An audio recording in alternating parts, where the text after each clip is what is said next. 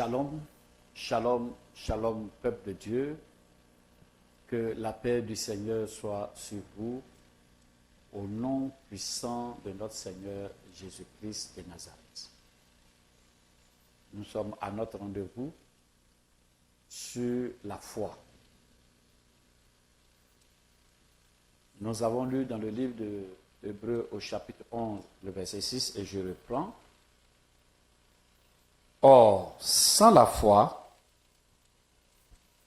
il est impossible de lui être agréable, car il faut que celui qui s'approche de Dieu croit que Dieu existe et qu'il est le rémunérateur de ceux qui le cherchent. Bien-aimés de Dieu, nous avons déjà abordé le thème sur la foi et dans notre première partie, nous avons, n'est-ce pas, donné les 3 piliers de la foi. Nous avions dit que la foi a 3 piliers. Le premier pilier, c'est connaître, c'est-à-dire avoir une idée précise, claire de Dieu.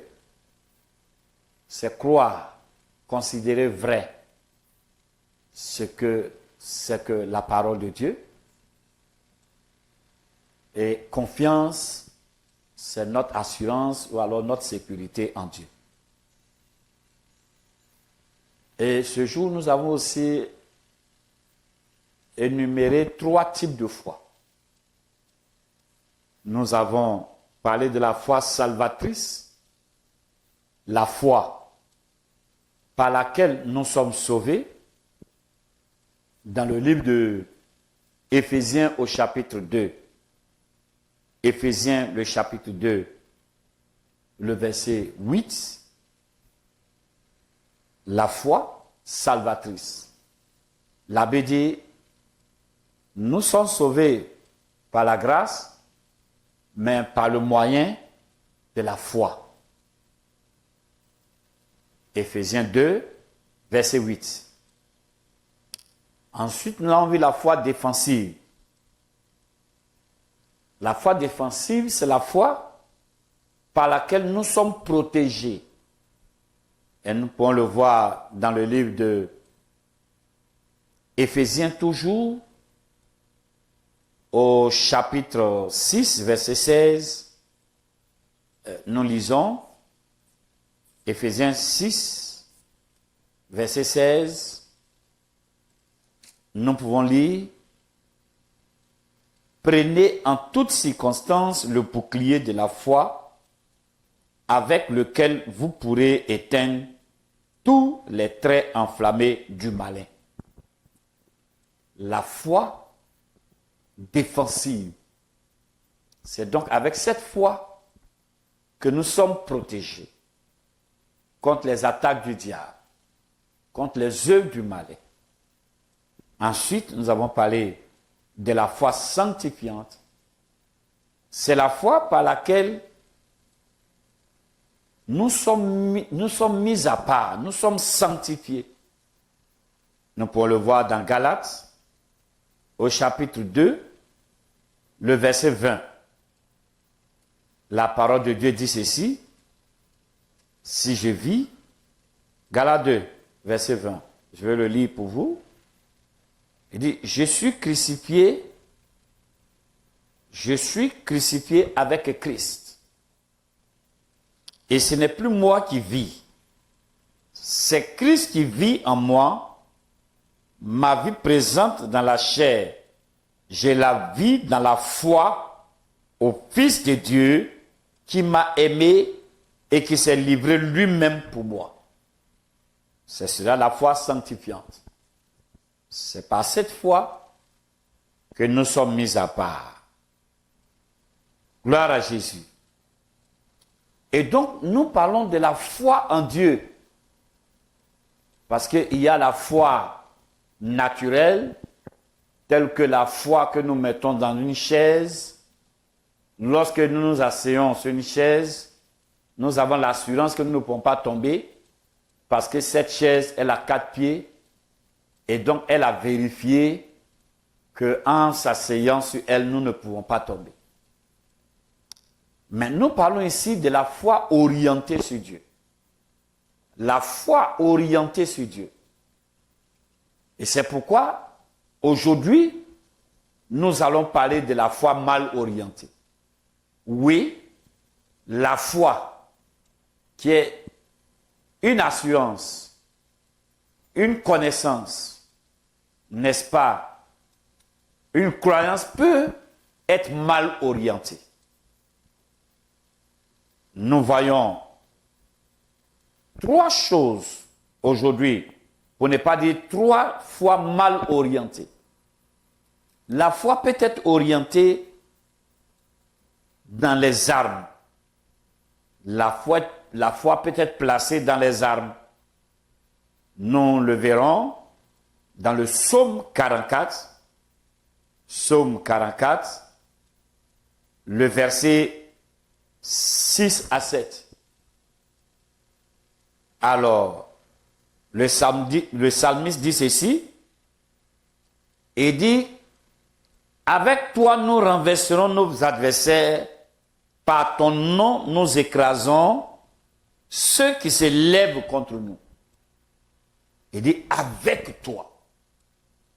C'est avec Dieu que nous partons contre les ennemis. C'est avec le nom de Dieu. Et vous allez voir que David, quand il va faire son combat, il va prendre son arme, mais il dit, je vais contre toi avec le nom de l'Éternel. Gloire à Jésus. Le verset 7 dit, car ce n'est pas en mon arc que je me confie. Ce n'est pas mon épée qui me sauvera. Bien-aimé de Dieu, beaucoup de personnes mettent leur confiance dans leurs armes. Beaucoup de personnes mettent leur confiance dans leur fusil, dans leur bombe atomique. Ils ne mettent pas leur confiance en Dieu.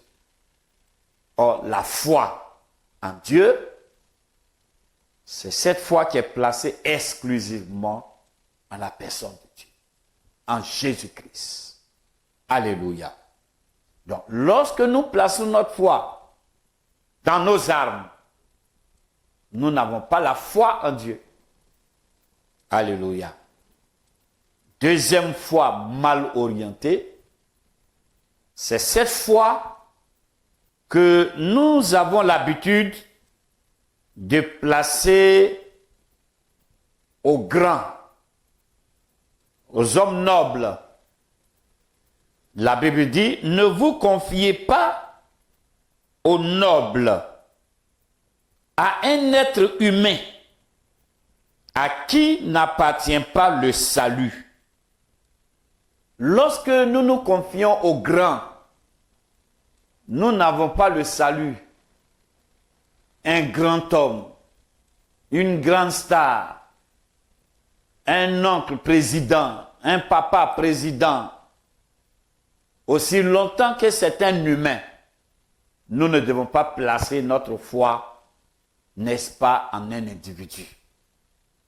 Beaucoup de personnes ont été découragées dans nos églises lorsqu'ils ont vu un homme de Dieu tomber. Lorsqu'ils ont vu un oint tomber, faiblir. Lorsqu'ils ont vu un diacre tomber. Lorsqu'ils ont vu une servante de Dieu tomber. Simplement parce qu'ils avaient mis leur foi en des hommes. Bien-aimés de Dieu, la Bible dit, ne vous confiez pas aux nobles, à un être humain à qui n'appartient pas le salut. Lorsque nous mettons notre confiance en des hommes, lorsque nous mettons notre confiance en des hommes de Dieu, oui, en même des bishops, peu importe le titre, peu importe la cathédrale qu'il aura bâtie, c'est une foi inutile. Nous devons donc placer notre foi en la personne de Jésus-Christ. Alléluia. Il n'y a que lui seul qui sauve. Il n'y a que lui seul qui est allé à la croix pour toi. Il n'y a que lui seul, bien-aimé de Dieu, qui puisse te donner le salut. Place ta confiance en Jésus et non en un homme. Gloire à Jésus. Alléluia. Bien-aimés de Dieu, il y a d'autres personnes qui placent leur confiance, n'est-ce pas, en elles-mêmes. Des personnes qui placent leur confiance en elles-mêmes. Donc, troisième foi mal orientée, c'est la foi que nous plaçons en nous-mêmes. Gloire à Jésus. Proverbe 28, verset 26. Je peux le lire pour vous. Celui qui a confiance dans son propre cœur est un insensé, mais celui qui marche dans la sagesse sera délivré. Bien-aimé de Dieu, la Bible dit celui qui a confiance dans son propre cœur est un insensé. Beaucoup de personnes tapent leur poitrine et elles disent, tu sais qui je suis. Alléluia. Beaucoup de personnes ont placé leur confiance dans leurs finances. Beaucoup de personnes ont placé leur confiance dans leur maison. Beaucoup de personnes ont placé leur confiance dans leurs biens. Beaucoup de personnes ont placé leur confiance à un ami. Beaucoup de personnes ont placé leur confiance, n'est-ce pas, dans leur réalisation, dans leur diplôme. Beaucoup de personnes ont placé leur confiance dans leur beauté. Alléluia. Mais elles n'ont pas placé leur confiance en Dieu. Je suis venu t'interpeller. Nous avons parlé de la foi, qui est une ferme assurance, une sécurité en Dieu, pas en autre chose. Et nous devons garder cette confiance-là en Dieu. Face aux ennemis, nous devons avoir confiance en Dieu. Face à la maladie, nous devons faire confiance en Dieu. Face aux épreuves, nous devons avoir confiance en Dieu. Alors, bien-aimés de Dieu, je suis là pour que ta confiance se détourne des grands hommes de ton peuple, des grands hommes de ta famille. Pour que ta confiance se détourne, n'est-ce pas, de ton arme, ou alors de tes armes. Pour que ta confiance se détourne de ta propre personne. Mais afin que cette confiance-là, tu la places exclusivement en Dieu. Je disais au début de notre émission qu'il y a 6 doctrines fondamentales. La première doctrine étant donc le renoncement aux œuvres mortes, c'est-à-dire la repentance. Alléluia. Et un jour, quelqu'un me demandait, est-ce qu'un chrétien peut se repentir? Alors, je lui ai répondu, oui. Il y a ce qu'on appelle la repentance à salut et il y a ce qu'on appelle la repentance, n'est-ce pas, sanctifiante. Et quand nous parlons de la sanctification, nous avons 4 niveaux de sanctification. Il y a la sanctification originelle, il y a la sanctification positionnelle, il y a la sanctification, n'est-ce pas, progressive, et il y a la sanctification définitive. On aura le temps d'aborder tous ces sujets pas à pas. Bien-aimés de Dieu, la deuxième doctrine fondamentale qu'un enfant de Dieu doit connaître, n'est-ce pas, c'est la foi en Dieu. Et donc, parlant de la foi en Dieu, nous devons savoir qu'une foi peut être mal orientée. Avoir confiance en ses armes n'est pas une confiance en Dieu. Avoir confiance en soi n'est pas une confiance en Dieu. Avoir confiance en ses amis n'est pas une confiance en Dieu. Avoir confiance, n'est-ce pas, au grand, n'est pas une confiance en Dieu. Il faut donc avoir confiance en Dieu. Et si tu as confiance en Dieu, alors il te répondra certainement. Beaucoup des hommes qui ont été guéris dans la parole de Dieu l'ont été par leur foi placée en Jésus-Christ. Nous avons l'exemple de cette femme qui avait placé sa confiance en des médecins, mais qui n'a pas pu être guérie. Mais lorsqu'elle a placé sa confiance en Jésus-Christ, elle a été guérie. Alléluia. Bien-aimés de Dieu, je vais donc m'arrêter là pour que nous puissions faire cette prière.